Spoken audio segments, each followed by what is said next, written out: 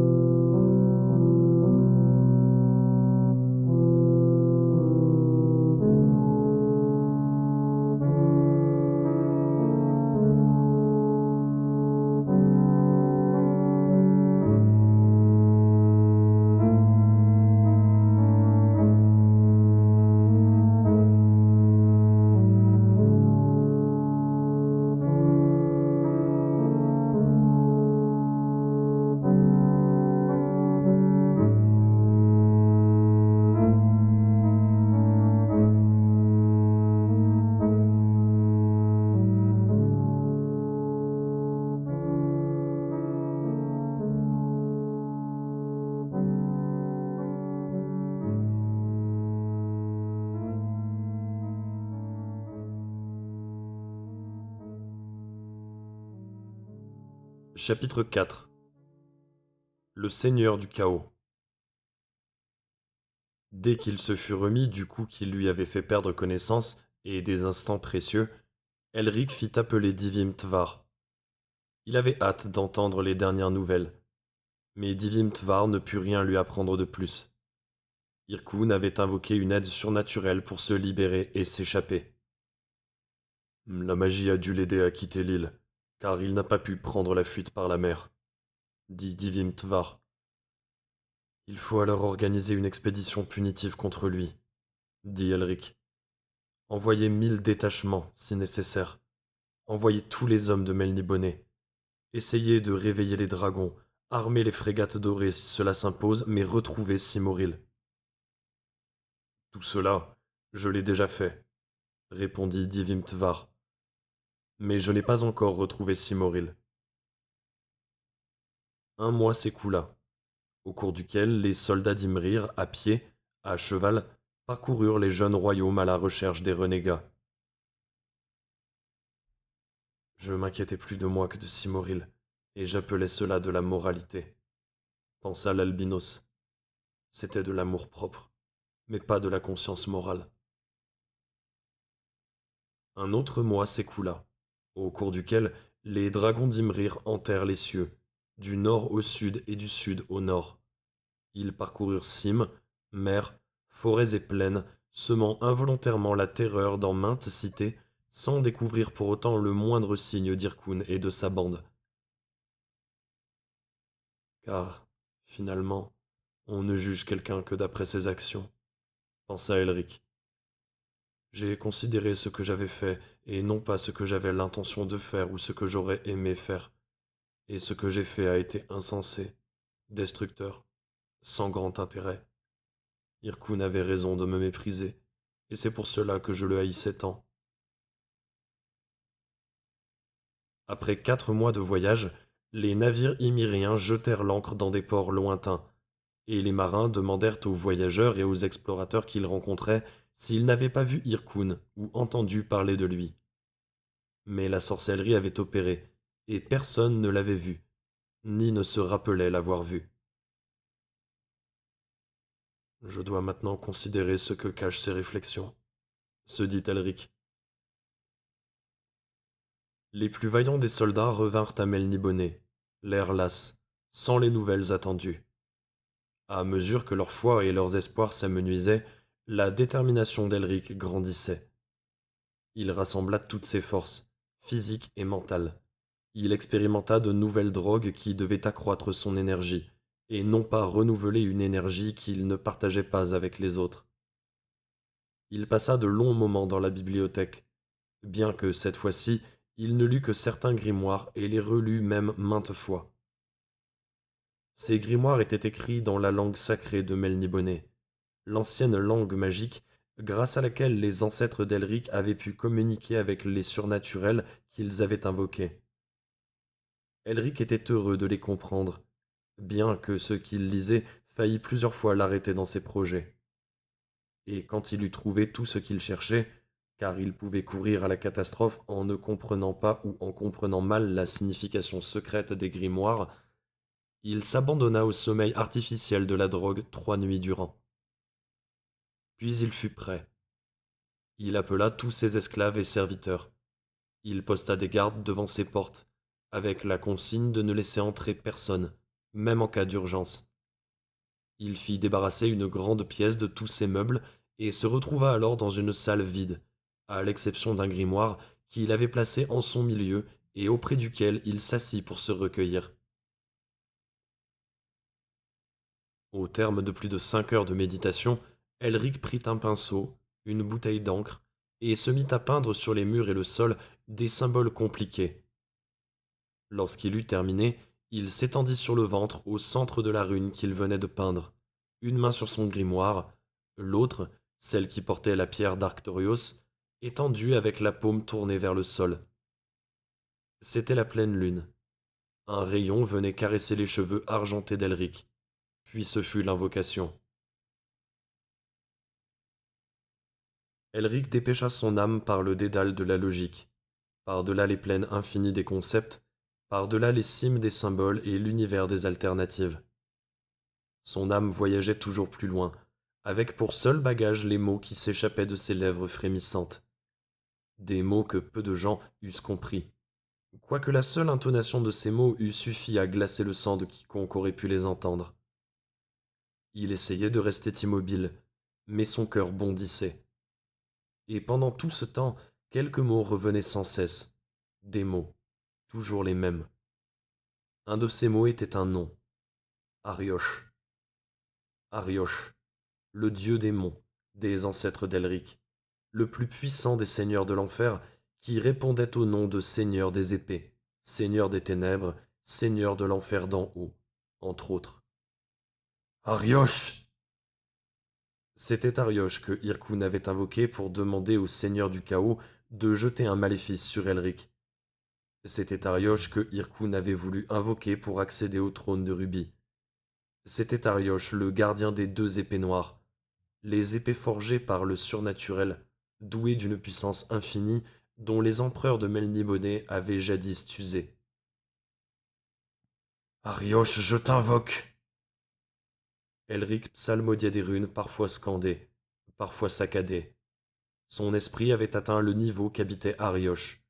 Il était maintenant à la recherche d'Arioche lui-même. Arioche, c'est Elric de Melniboné qui t'invoque. Elric aperçut alors un œil qui le fixait. Puis cet œil s'en alla rejoindre un autre œil, et 2 yeux le fixèrent. Arioche, seigneur du chaos, aide-moi! Les 2 yeux se fermèrent et disparurent. Oh Arioche, viens, viens, aide-moi, je serai ton serviteur. Une silhouette non humaine se profila lentement.